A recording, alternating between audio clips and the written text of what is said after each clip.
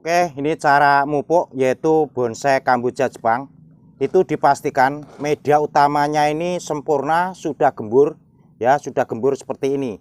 Jadi baru dipupuk. Kalau medianya padat lembab itu biarpun dipupuk itu tidak mau berbunga. Jadi faktor utamanya adalah media tanam yang pertama. Lalu cara mupuknya sedikit saja ditaburkan seperti ini.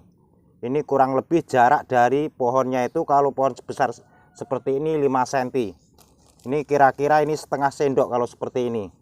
Ditaburkan, ini artinya nanti larutnya itu berlahan-lahan setelah disiram. Ya, jadi seandainya hujan pun dia akan larut berlahan-lahan karena efek daripada pupuk NPK ini adalah panas. Kalau nanti ini kebanyakan itu bisa panas, bisa hangus, bisa menjadikan batang dan akar itu busuk. Maka ada dosisnya, sedikit saja.